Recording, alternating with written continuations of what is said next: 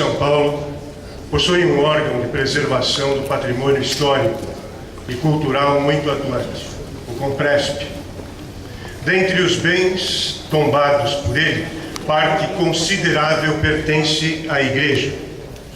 Assim, pergunto, se eleito, o senhor ou a senhora se compromete a alterar a composição do Conselho, criando uma cadeira para a representação da Cúria Metropolitana de São Paulo, o Conselho Estadual Condefat, desde há muito, tem uma cadeira que garante a presença da Igreja no colegiado, pelos mesmos motivos apontados acima. Candidata Soninha, para o início, a primeira parte da resposta. Candidato Chalita, para os seus comentários seguintes. Temos aqui o cronômetro aqui do meu lado esquerdo. Caso haja uma falha no cronômetro, a equipe organizadora controla também de longe, aqui não visivelmente, e haverá um sinal sonoro alertando que se chegou ao final do tempo. 3 minutos, candidata Soninha.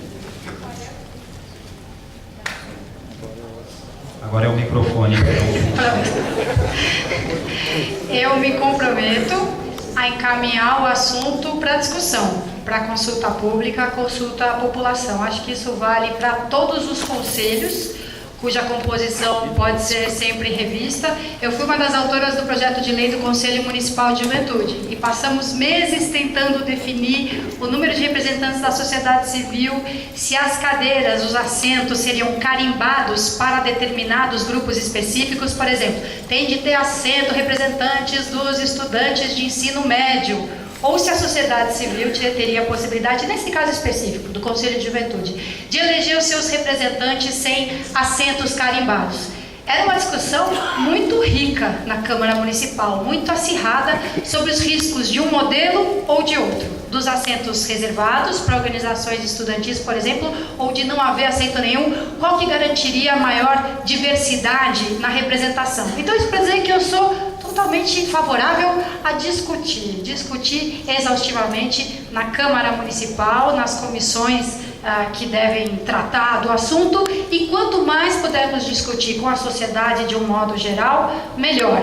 O Conselho, quando eu era vereadora, a composição do Compresp, houve uma sugestão de mudança da composição do Compresp, os vereadores também debateram bastante sobre isso, previam a inclusão de mais um lugar para outro vereador e mais algumas mudanças no regimento, no estatuto do Compresp, e eu na ocasião me opus porque eu achei que cada vez mais iam se perdendo os critérios, de alguma maneira, objetivos, que têm de ser aplicados para avaliar se um bem deve ou não ser tombado. Claro que tem um pouco de subjetividade nisso também, mas que ali não seria o foro de uma decisão assim tão política, a ponto de permitir 2 vagas para vereadores em vez de outras representações da sociedade civil. Então, ainda que eu concordasse, em princípio, completamente com essa possibilidade, eu não poderia tomar essa decisão por portaria ou por decreto. Teria de haver um projeto de lei tramitando na Câmara Municipal. Então, na verdade, independentemente de no final do processo eu estar ou não convencida da pertinência disso, eu respeitaria a decisão da maioria da Câmara Municipal. Ainda teria a prerrogativa de vetar se fosse o caso, mas eu confiaria na decisão da maioria dos representantes da sociedade. Alô? Só um minutinho para podermos recetar. 2 minutos para o candidato Chalita fazer as suas considerações. Recitando. 2 minutos, pronto. Eu me comprometo, sim, acho que é muito legítimo. Eu sou da escola de Franco Montoro, da escola política do Montoro, da democracia participativa. Eu acredito nos conselhos, eu acho que eles são fundamentais. No caso do Compresp, ele tem uma ligação profunda com a questão da cidade de São Paulo, do seu patrimônio cultural, e a igreja ela faz parte, como foi bem colocada na pergunta aqui, grande parte desse patrimônio vem das nossas igrejas de São Paulo, que tem, evidentemente, uma importância religiosa imensa, mas uma importância histórica, uma importância cultural. Então, eu vejo isso com bons olhos, é claro, como colocou a candidata, essa discussão com a Câmara Municipal, mas aí vale o peso político do prefeito, a reflexão do prefeito. Como eu sou favorável a que nós unamos as forças vivas da cidade de São Paulo. Quando eu estava dizendo que, na minha opinião, as subprefeituras não funcionam, elas não funcionam porque elas não aproveitam as forças vivas da sociedade. A gente aprende muito com essas forças vivas da sociedade.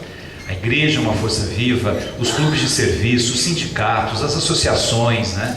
As pessoas vão se organizando nos bairros da cidade. E na minha opinião, um prefeito, além de ser um grande gestor, de ser um síndico da cidade, ele tem que ser um estadista. Ele tem que ser alguém que consiga unir a cidade em grandes temas. O prefeito anterior o prefeito atual que eu fiz algumas críticas aqui e continuo fazendo, ele teve uma qualidade interessante no início do seu mandato, quando ele envolveu a cidade de São Paulo com a cidade limpa. E a cidade comprou isso. Então você percebe que quando o prefeito está presente, quando ele tem uma boa ideia, ele consegue unir a cidade em torno disso. E é isso que falta para a cidade de São Paulo hoje. É unir essas forças vivas da cidade que querem o bem da cidade, querem o benefício da cidade. A igreja não está preocupada com seus recursos lá no Compresp, está preocupada com o conceito do patrimônio, né, arquitetônico, cultural, histórico que ela tem e que está à disposição da cidade de São Paulo. Esgotado. 1 minuto para as considerações finais da candidata Soninha, resetando aqui o nosso cronômetro. Tão logo ele esteja ali a postos. Começamos. Eu acredito muito nos conselhos. Quando era vereadora, eu criei 2 para o projeto de lei. O Conselho Municipal de Juventude, com autoria com o Carlos Alberto Bezerra, e o Conselho Regional de Meio Ambiente e Desenvolvimento Sustentável em cada uma das 31 subprefeituras. E acho que a proposta do Conselho de Representantes, ainda muito defendida, já não dá nem para o cheiro. 19 representantes eleitos por subprefeitura é muito menos do que a gente precisa. A gente precisa ter uma participação ainda maior, mais celular, muito mais bem distribuída pelos distritos e pelos bairros da cidade. Agora, os conselhos consultivos, quanto mais amplos, melhor. Os conselhos deliberativos precisam ser formulados com muito cuidado, porque eles vão tomar decisões em nome da cidade toda. E eu tenho, por exemplo, um candidato que é representante das religiões de matriz africana. E eles têm a demanda pelo tombamento de alguns terreiros de candomblé. Então, talvez eles, daqui ao tempo, quisessem também ter uma representação no conselho. Por isso que eu acho que a gente tem que ser muito cuidadoso ao carimbar determinados... Agradecido aos candidatos.